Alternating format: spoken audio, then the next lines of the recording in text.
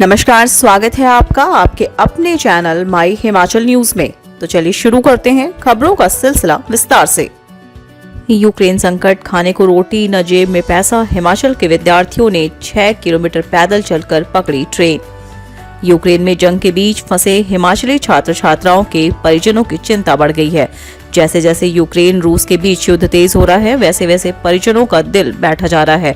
शिमला की छात्रा अनुष्का, कोठियाला, अदिति और मंडी जिला के करसोग के छात्र शिवांश सहित कई छात्र छात्राएं वहां फंसे हुए हैं। व्हाट्सएप के जरिए इन विद्यार्थियों के बीच बीच में परिजनों से बात होती है। छात्र छात्राओं के अनुसार वहां न खाने को रोटी है और न ही जेब में पैसा बचा है। पानी बिस्किट से गुजारा हो रहा है। मदद के इंतजार में 24 फरवरी से ये अंडरग्राउंड मेट्रो स्टेशन में छुपे हुए थे। इंतजार से थक हार कर इन्होंने खुद ही हिम्मत जुटाकर बाहर निकलने की योजना बनाई।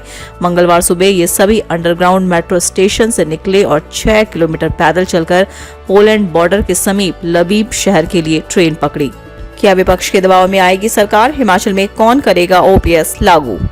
हिमाचल प्रदेश में पुरानी पेंशन बहाली को लेकर सियासत गरमाने लगी है। एक तरफ जहां कर्मचारी सरकार से पुरानी पेंशन बहाल करने का दबाव बना रहे हैं, तो वहीं दूसरी ओर विपक्ष भी इसे चुनावी मुद्दा बना दिया है। विपक्ष नेता बार बार यह कह रहे हैं कि प्रदेश में कांग्रेस की सरकार बनते ही पुरानी पेंशन को बहाल किया जाएगा। इसी कड़ी में अब बड़सर से कांग्रेस विधायक इंद्रदत्त लखनपाल ने भी प्रेस वार्ता करते हुए कहा कि यदि विधानसभा चुनाव में कांग्रेस पार्टी यदि बहुमत से सरकार बनाती है तो हमारी प्राथमिकता कर्मचारियों की पुरानी पेंशन बहाली की रहेगी।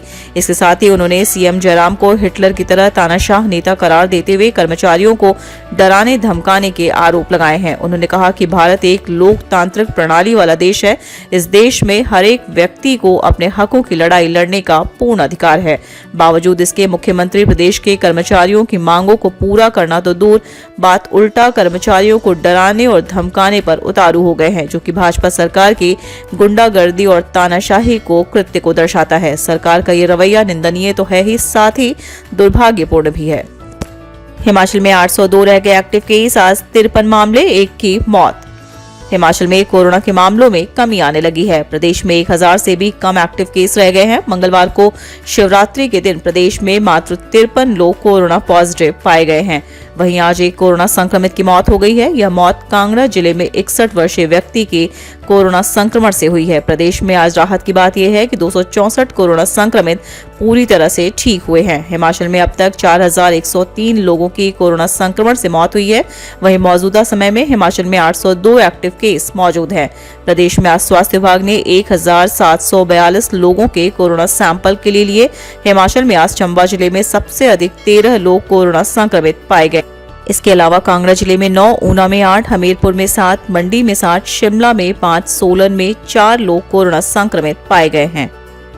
महाशिवरात्रि पर करुणामूलक संघ ने शहरी विकास मंत्री की सद्बुद्धि के लिए किया हवन।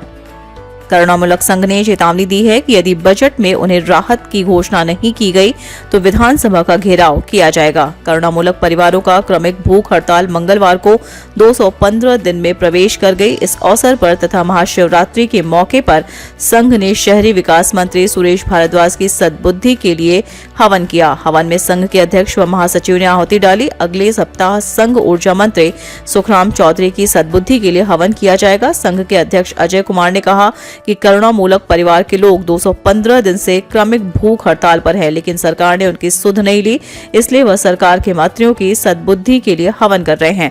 उन्होंने सरकार ने चतुर्थ श्रेणी की तर्ज पर तृतीय श्रेणी पर नियुक्ति के लिए राहत दी जाए, सभी करुणामूलक आश्रितों को एक मुश्त नौकरी दी जाए। शहरी विकास मंत्री सुरेश भारद्वाज वर्तमान सरकार के चाणक्य माने जाते हैं। हवन के बाद करुणामूलक परिवारों को उम्मीद है कि वह 3 मार्च को होने वाली प्रदेश मंत्रिमंडल की बैठक में उनकी मांगों पर विचार करने का सुझाव देंगे।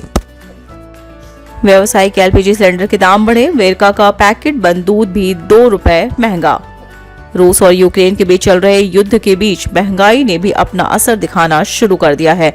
हिमाचल प्रदेश में बीते माह 91.50 रुपए सस्ता हुआ व्यावसायिक एलपीजी सिलेंडर 105 रुपए महंगा हो गया है। मार्च में व्यावसायिक उपभोक्ताओं को 2185 रुपए सिलेंडर लेने के लिए चुकाने होंगे।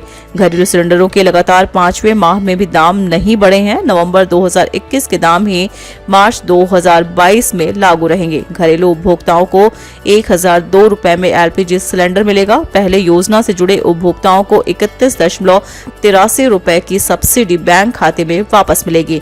वहीं प्रदेश में वेरका कंपनी का पैकेट बंद दूध आज से 2 रुपए महंगा हो गया है। कंपनी ने आधा लीटर से 6 लीटर तक के पैकेट के दामों में 2 रुपए का इजाफा किया है। बाजार में खाद्य तेल, रिफाइंड 20 और वनस्पति घी के दाम में 30 रुपए प्रति किलो बढ़ गए हैं। हिमाचल में कल से बिगड़ेगा मौसम, 7 जिलों में जारी किया येलो अलर्ट। हिमाचल प्रदेश में एक बार फिर पश्चिमी विक्षोभ के सक्रिय होने के चलते मौसम के मिजाज बिगड़ने वाले हैं।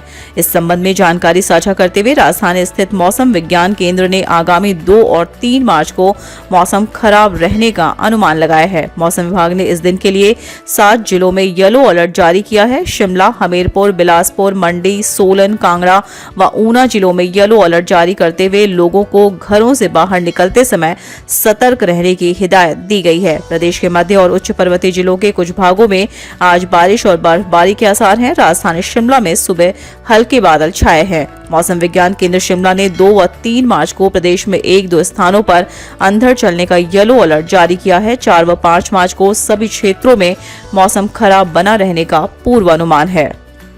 गोविंद ठाकुर से बोले सुखराम चौधरी, हर स्कूल कॉलेज में तैयार करो हॉकी के खिलाड़ी। हिमाचल में हॉकी के लिए आधारभूत ढांचा सुदृढ़ करने तथा खिलाड़ियों को अधिक से अधिक सुविधाएं उपलब्ध करवाने के लिए हिमाचल हॉकी इंडिया की बैठक हुई। यह बैठक हमीर भवन में ऊर्जा मंत्री एवं हिमाचल हॉकी इंडिया के अध्यक्ष सुखराम चौधरी की अध्यक्षता में हुई। बैठक में विधायक नरेंद्र ठाकुर और द्रोणाचार्य अवार्डी भारतीय हॉकी टीम के कोच रमेश पठानिया सहित कई पदाधिकारी उपस्थित थे। बैठक में कोरोना काल के कारण प्रदेश में विराम पड़ी हॉकी की खेल गतिविधियों को एक बार पुनः गति देने के लिए रूपरेखा तैयार की गई। बैठक में हॉकी के मैदान तथा प्रशिक्षकों की कमी को पूरा करने तथा स्कूल स्तर पर इसे बढ़ावा देने के लिए विशेष योजना पर चर्चा की गई। भाजपा ने बनाया शेड्यूल, हर मंत्री के हवाले होंगे नगर निगम शिमला के 4 वार्ड। नगर निगम शिमला के चुनाव के लिए भाजपा ने कमर कस ली है। सरकार के हर मंत्री के हवाले नगर निगम के 4 वार्ड करने की तैयारी है। भाजपा ने निगम चुनाव की जिम्मेदारियां देने को शेड्यूल बनाना शुरू कर दिया है। स्थानीय विधायक और शहरी विकास मंत्री सुरेश भारद्वाज के अलावा शेष 10 कैबिनेट मंत्रियों के साथ वार्ड वाइज भाजपा विधायक अटैच किए जाएंगे। भारद्वाज के पास पूरे चुनाव का जिम्मा रहेगा। अप्रैल मई में नगर निगम शिमला के 41 वार्डों में चुनाव प्रस्तावित हैं।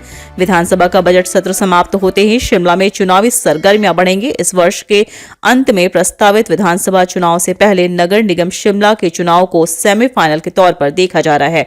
शिमला में प्रदेश के हर हिस्से के लोग रहते हैं। निगम चुनाव के परिणामों का प्रदेश की राजनीति में एक अलग संदेश जाता है। ऐसे में भाजपा इन चुनाव को लेकर अभी से गंभीरता दिखाना शुरू कर दिया है। गत रविवार को प्रदेश भाजपा के सह प्रभारी संजय टंडन ने शिमला पहुंचकर निगम चुनाव को लेकर मुख्यमंत्री सहित भाजपा पदाधिकारियों के साथ मंथन किया। सोमवार को भी टंडन ने शिमला भाजपा के कई पदाधिकारियों और कार्यकर्ताओं से संवाद किया। हिमाचल प्रदेश से जुड़ी ऐसी ही छोटी बड़ी खबरों को जानने के लिए चैनल को लाइक और सब्सक्राइब जरूर करें। धन्यवाद।